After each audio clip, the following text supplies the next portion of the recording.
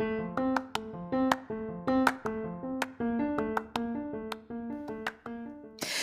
there, and welcome to the daily podcast where wisdom smacks us with kisses or love taps. I'm MichelleSpiva, a wisdom strengthening coach, your host, and practical priestess of wisdom. Mwah. Join us daily to gain wisdom and mental strength as we tackle innovative thinking, address emotional and behavioral life traps, and yes, provide you with some practical how to's to wrap it all up. So settle in or crank up the speed 2x, whatever gets your mental processes firing as we dive in. Stay tuned.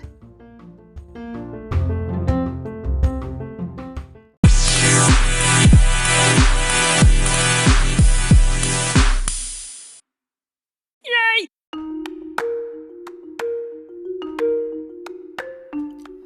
Welcome to today's podcast edition of Wisdom Smack with me, your host, MichelleSpiva, and practical priestess of wisdom.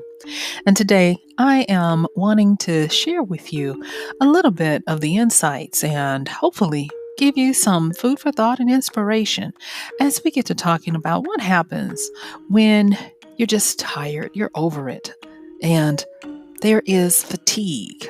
You can't explain it, but it's down in your bones, and it hurts even to continue going on.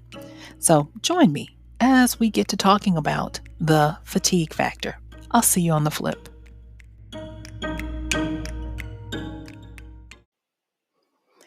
First of all, thank you for joining me. And I want to give a shout out to everyone holding it down, dealing with your new normal, sticking to a protocol that is healthful for both you, your family, and your neighbors and society.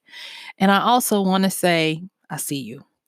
I was looking at some information today. I've actually was getting ready for a training that I was going to be doing, and I got sidelined and started going down a path where my heart just started to hurt, and I was looking at studies that showed how the pandemic is affecting those who have existing conditions when it is mental, and those that are being affected by it in large droves who are at sheltering in place by themselves.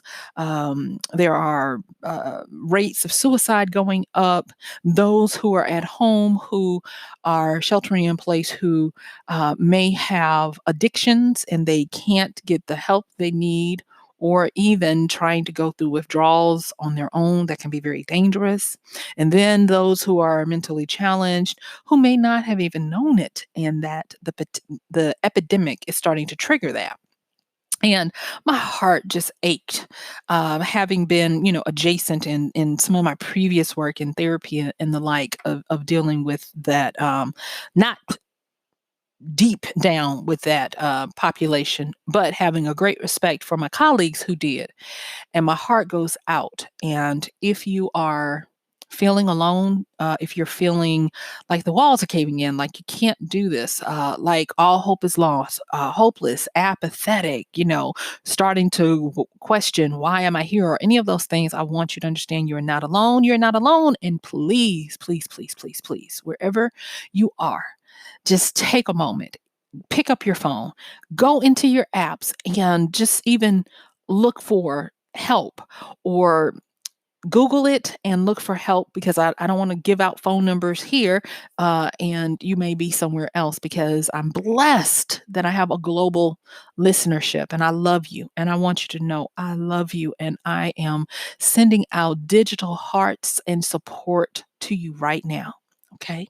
So, with that, let me talk to those who may not be in those extremes. You are, your everyday, bell curve, middle of the bell curve kind of person, but you're tired and it's taking a toll. Your kids are possibly doing what they can with the resources that they're capable of, but it's now falling on you to be everyone's cheerleader, to keep everyone in good spirits. Heck, even the pets are looking at you for what we going to do next. you know, or I don't know if this is the case for everyone, but some of the people I've talked to, they have been relegated to the family entertainment. One person told me they felt like this was a freaking ship they couldn't get off, and they were the purser in charge of all entertainment on board. And they were like, I didn't sign up for this. And even though I'm laughing, it my I just want you to know that this is for real. And this is not even the middle part of it.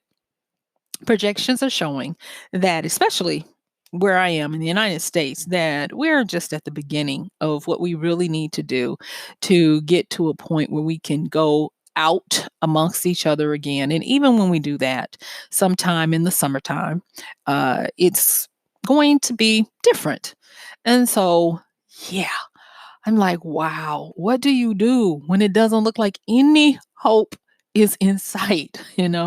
Um, I have family members who have teenagers, growing teenagers they're homeschooling and all of that, but they're at home and the food bill is just outrageous. Now, it's not, they're blessed. It's not where, they're like, how are we going to feed them? But it's kind of like, do I take my life in my hands to keep going to the grocery store, rummaging for stuff to make sure that I can keep these growing people satisfied? Because it's hard to get kids to understand the difference between hunger and boredom and anxiety.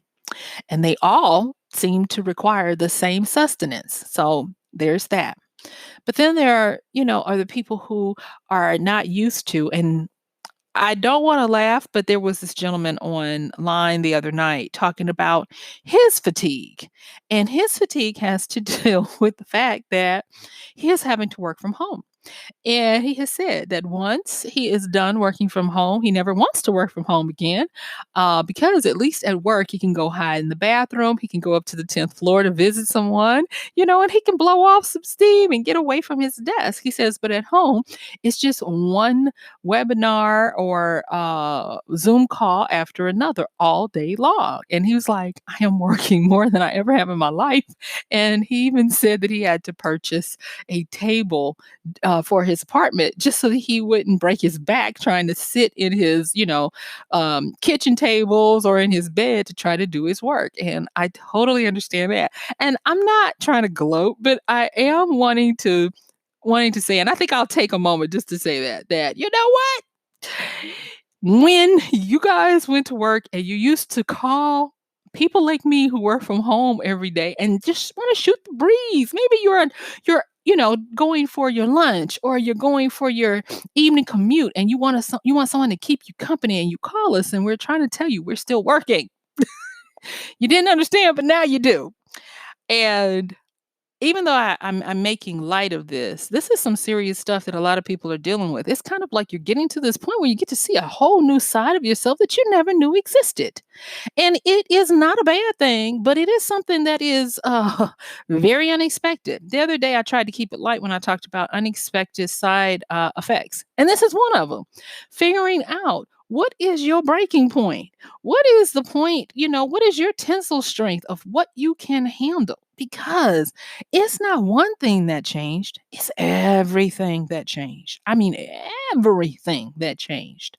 Stuff that used to not work on your nerves now drives you up a freaking wall. You can't even go to the bathroom to get away from people.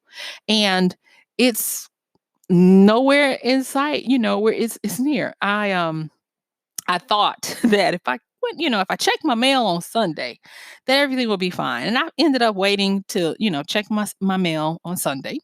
And I go out and no joke, my neighbors, and it was weird. It was weird. So I went out and I went right back in because first of all, the neighbors across the street are y'all ready for this? There was an ice cream truck in front of their yard and you were getting ice cream for two of their kids. And then the ice cream truck went slowly. Now, I've already told you guys I live in Chuck E. Cheeseville. And if you're not from the United States, that's one of those little fun house, playhouse, pizza places that you go and have parties for your little kids. So I have a cul-de-sac full of kids. And so they drove slowly and hit about 2 more houses before they rounded and left. And I was like, "Okay, fine, I'll, come out." Well, no.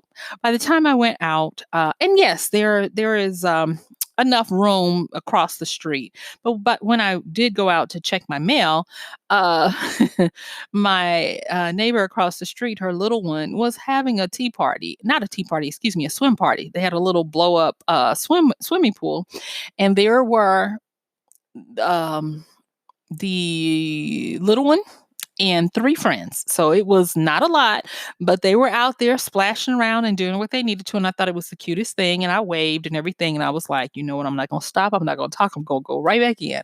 But when I looked down the street, in the cul-de-sac, the little kids were still out playing their basketball. And if you didn't know anything was going on, you would think, "Oh, this is just a regular, sunny day, beautiful weather." But that was not the case, because what I forgot to tell you was, when the ice cream truck left, the reason why I didn't immediately go back out is because, um, in our neighborhood, right after uh, the ice cream truck leaves, there is an ambulance and a fire truck that come whizzing down. Now, they didn't stop in my cul-de-sac, but they went to the street behind us. And it was very, very something, because you don't know what's happening. You don't know if someone's sick. You just don't know. And so I was like, "Well, you know what? Let me just stay inside for a little bit and let everything roll." And so that was the reason why by the time I did go out, now the little kids are having their little swim party across the street. And I looked at my neighbor and she waved at me, and I could see it all on her face. And the thing is, you guys, thank you for letting me tell this story, because this is real life. This is really what goes on. I could look at her and I could tell she was fatigued, because she's normally, her and her husband, they're normally working every day. And the thing is that they have children that are teenagers, but then they have a little one. And when I say teenagers, I'm talking about one is in college and one is in high school, but then they've got a little 4-year-old. And like I said, my heart goes out because what are you going to do when you have to keep a 4-year-old entertained? And so I thought it was the cutest little thing, and I understood what was happening, with the little swim party out there, because the little girl looked like she was very, very happy. And I was like, "Well, I'm just going to tip on back inside my home and go back in. I've had my vitamin D for the day, and I'm done." Um, but when you look at it, there are so many people coping with things that are totally out of their realm that they didn't realize.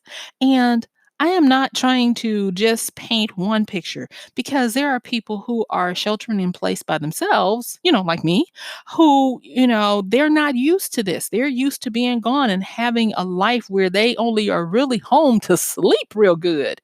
And when you change that overnight and give it a few weeks, it's going to start happening. And I almost named today's podcast "How to Deal with Cabin Fever," but it's more than cabin fever. And the reason why it's more than cabin fever is because we have had a constant diet of a lot of inputs. And imagine if you had a bicycle that is going at top speed, you're going down a hill. And that bicycle has been going down this long hill for a long time, building up even more top speed to go faster and faster and faster. And then all of a sudden, you see a sign up ahead that says, "You need to slow. You need to slow down." And that sign is coming really fast, to the point where it's like, "Here, you go, you slow down, and you only have this amount before, danger happens." And you have to hard brake, and you finally get that bicycle. You don't lose it and you don't go over the handlebars, but you finally get it to stop just in the nick of time. And so you've gone from maybe 50 miles an hour on a bicycle to nothing. And you stop and you get off, and you stand by the bicycle, and you can feel your muscles and your body twitching and trembling, because you've gone from one extreme to another. And then, if you can't get a chance to work out the muscles, and you have to stay still for a minute. There's pooling of the blood. There's a lot of stuff that happens. There's a reason why when you get through working out, you want to cool down and shake it out and walk around for a little bit, because we are not made to have these absolute starts and stops. We need to get a little smoothness going on. And that's the same thing in a different way, but similar to what's happening for a lot of people who are having to stay in. And it's cruel, but it's necessary. I did a podcast that talked about when the cure is punishment. And the cure is punishment for a lot of people who are going through. Or and I can't cover all of the different situations. I've just been paying attention to some. I've been able, thankfully, I'm still, living and doing everything, and I have to talk to a lot of people each day. So it doesn't really feel like I am not doing much, because, oh yes, just by the nature of what I had going in the classes and the things, that I'm trying to finish up, I'm still quite busy, and so I get a chance to talk with people. Talking with folks who are used to having help with their small children during the day so that they can work. Well, what happens when your nanny has to go home, or nannies have to go home? And when I say nannies, I'm not talking about rich people. I'm talking about people that they really do need this because their business is from home and they need to work. And so they make enough to be able to give, to employ people. But when those people have to go home and shelter in place, you're still trying to run your business. And you've got toddlers and babies and they need attention. And what do you do? And so when I am looking at the statistics that are starting to come out, and we're looking at domestic violence rates going up, child abuse rates going up, when we're looking at families who are needing counseling just so that they won't, do anything that they can't walk back. It is it's a lot to take in, and there are a lot of people who are needing help. And when I say needing help, I'm not talking about giving them, something and shooing them away. I'm talking about giving them a way to interact and talk. Yesterday, I talked about how people have been congregating in on this Nintendo game called Animal Crossing, and how they're trying to live, socially in there so that they can keep up with their friends and parties and dance offs and dating and even mock weddings and graduations and the like. It's really becoming harsh. And what about, and this is sad, but uh in the US, we're moving into graduation season. And I think about all of those kids who are feverishly trying to work at home when the conditions are not favorable or set up for a classroom environment so that they can get the necessary credits they need to finish their requirements to graduate. I heard of somebody today whose child is kind of like in a lurch because they need to take the SAT. And the way the SATs, and that's a standardized test here in the United States, the way they're set up, if you're not able to go to a center, you need to have someone come and proctor it, but they can't come and proctor in your home because you guessed it, of the mandatory, and especially in the state where they live, the mandatory lockdown where that can't happen. And they need this to be able to apply, or not apply, but finish their applications to their colleges. So there's a lot of fallout. There's a lot going on. And I want to just pause and say, I see you. I see you. And my heart is with you, because that fatigue factor is real. And it's the little things that compound. Every time I think about all of the stuff that's going on and the different things that we're dealing with, I always get this vision of a phyllo or phyllo dough. And this dough is made up of micro thin sheets of floury sheets, so that when you put something in it, it's a pastry dough, and you bake it, it fluffs up, and it's got all these gazillion little uh, layers, and they're delicious and they're thin, but what they do in their thinness when they combine, they provide a very light but solid and strong container for whatever goodies you're putting inside of them. And I've always been fascinated by that. But I've also been fascinated at how when you take that first bite, how what seems to be strong starts to crumble because of all those little layers of phyllo dough are separated and they are free to be blown away because of a bite. Uh, and I've looked at this situation with a lot of people, and I'm like, you are a beautiful piece of pastry phyllo dough that one more thing and you're going to crumble. And I mean, I say that to myself, but it's real. And there are a lot of people carrying invisible loads, invisible fatigue to the point where they are stretched to no end. And I think that as a society, we're going to look back on this and we're going to see how many people had their own personal pandemic tortures because they had to keep it together lest everything else fall apart. And I don't know if that's you. I don't know if you know someone who is like that. But what I'm going to say is this: if you are the one that I'm talking to and you're at that breaking point, I want you to know that you've got this.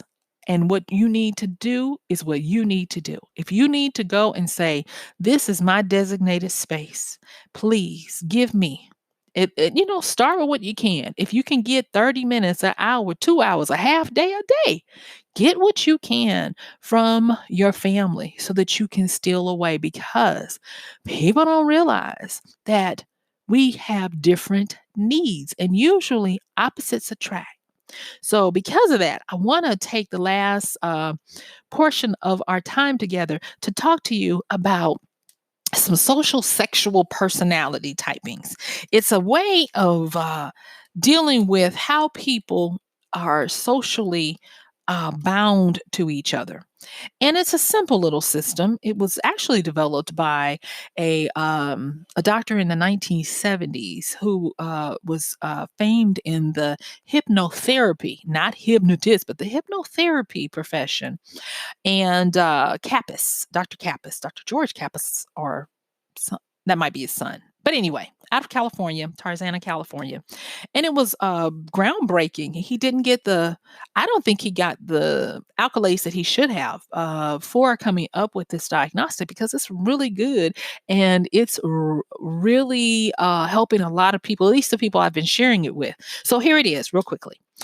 Opposites attract. You have two different sides of the way we attract people. You have people that they would call are physical. Think of physicals as your extroverts, your people who are very open and friendly and have a really good understanding of what they feel, how they feel it, and they can articulate it. If they're upset, they know they're upset. If they're happy, they know they're happy. And they tend to like to be around people. They derive energy from around people. They love team stuff, team sports, team activities. They go for it. They are in their happy place when everyone is happy and they're having a good time. Then on the other side of that, you have what are called emotionals. And emotionals, for the most part, are going to be introverted. And I'm painting with broad strokes here because you can have extroverts who are emotional. So, yeah, that can happen. But for the most part, emotionals, they're going to be people who they feel emotions, but they feel them in their mind, and it takes them a minute. If you've ever been that person, you've been in some type of emotional situation, and the other person is just blah, blah, blah, blah, blah, blah, blah, and they are just going for it, and they know what they're talking about, and you're feeling tongue-tied and arrested and stymied, and you have to get away from them and drive or walk just to calm down. And it takes you a minute to even figure out what you wanted to say or what you think. That might be an indicator that you're an emotional. Emotionals tend to like to do solitary entertainment, whereas some people like game sports, tag football. Emotionals are liking golf, and so, but the thing is they attract each other because when it's healthy and they come together, they pull each other to the middle where it's a happy mix. And the issue with that is when you put somebody together every day in the same household and there has been unequal growth, meaning that you live together, but your life has only been a part of it and you haven't been continuing to grow at the same amount or the same rate, there are cracks that start to show. And so it creates tension. And either you decide to work on it and figure out what to do to make it better, or you do what most people do and you avoid it because there's something about communicating, especially when it's hard stuff to say and it just gets packed down and you ignore it and you let it pass and to the point where one of you is going to blow up. Now, I'll be honest with you and tell you, most of the time it's going to be the physical person because the physical person knows what they're feeling and they can seem to feel like the emotional person is fine. But remember, the emotional person feels stuff in their mind and they don't necessarily articulate it. And most people think that emotionals are very cold when they think and feel way more than the average person. They keep it inside, they keep it bottled up, and you never know. And so that fatigue factor that we've been talking about, oh, baby, it has been being tested day and night with the different peoples. And it's not just between romantic relationships. Oh, no. It's between siblings. It's between people who have to interact and are sequestered together. You can, like I said, you can have these social relationships playing out. And there are a lot of people who are being stressed out, not because of the pandemic, but they're being stressed out because they're locked in the house with somebody that they've discovered. I don't really like them right now. And it's hard, but that's what is happening. And so I don't know if the right people are going to hear this. I hope they do. And hey, if I'm talking about something to someone who could know someone who could benefit from this, pass it on to them and let them know that there is hope. The thing is that if you are at that point, you're at that fatigue point, you gotta, number one, use your words, communicate. It doesn't matter if you are a physical or an emotional. It doesn't matter if you are the person who is feeling fatigued or you're the person who is sensing that this person is at their breaking point. Use your words. Number two, when you communicate and use your words, take ownership and don't put anything on anyone else. Don't come to someone to make them do all the work. You can use the I statements. This is one of the one times that you can use I and it'll work and it'll be good. You can do things like I might be wrong, but I think that I'm sensing that I might be, able to listen to what you've got going on or whatever. Don't accuse people by saying you're doing this or you're not doing that or whatever. Take the I's and use the I statements to help you communicate. Ask them, say, something like, I'm available and I would think it an honor for you to be willing to share with me. I will make a safe space. I will not pass any judgment. I will listen and I will be there. I will hold a space for you and help them if it's where you're seeing that there's someone else. Now, what if it's you? Do the same thing, except don't blow up at your family. Don't go off on your friends. Don't go off on your roommates.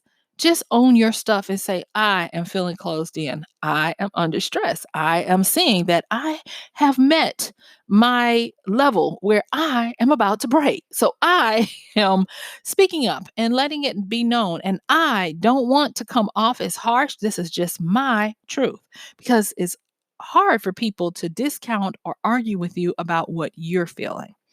And so, in my last few minutes that we have together, this is what I want you to understand. First of all, if you are a person who is suffering from mental disabilities and challenges, and you're at the breaking point of danger where you want to do harm to yourself or others, please get seek someone, reach out, do yourself and others a favor, because even if you're only thinking that it would be better if you did something about you, you possibly would leave so much hurt and carnage here for your loved ones. You are not alone and you are loved. No matter what you think, you are loved. Now, for the rest of us, if you're going through and you're feeling fatigued, I know that it might sound like, oh, you can't understand what I'm going through. And I probably won't. But what I will say is being able to speak up, hopefully being able to understand why is it that they're working my nerves now? I love them, but they work my nerves. Being able to understand that you're going to need to communicate and use the I statements. And there is going to be some vulnerability involved. If you have to Google Dr. Brene Brown on her vulnerability project and get some courage to speak your truth and dare greatly, do what you got to. But do not throw the baby out with the bathwater by going scorched earth because you hit a emotional point of no return because you've got too much on you. Speak up. The next thing is when you use your I statements and you're vulnerable, ask for help. If you need help, ask for it. You'll be amazed that you'll get it. And if you see a person at a breaking point and they're not asking for help, offer it. My grandmother said one of the most travesties that she's ever seen is when somebody has the opportunity and the resources to help someone. They know the person needs help, and yet and still they don't do anything or they force them to have to ask. That's horrible. And I agree with her. If you know someone is struggling and you can help and you have the opportunity and the resources to do so, don't make them ask you. Offer. Just offer and and help. And so there's so much more that I would like to say, but today I just really wanted to talk about the fact that yes, it's okay. You are seen. And you know what? There's no shame in having that fatigue factor. So guess what? My time is up. I thank you for yours. This has been MichelleSpiva, your practical priestess of wisdom. And I want to thank you for listening. And because this is a daily podcast, I'm going to see you tomorrow. Bye.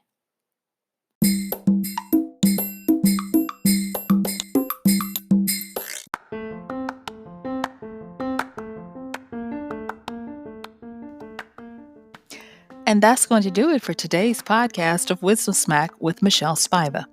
If you like this podcast, please help us get the word out. Like, comment, subscribe, and even share. And if you really like it, please help us continue to get the word out by considering using this show's link for Amazon. So when you want to go to Amazon and you do all of your general shopping, please use MichelleSpiva.com/AMZ.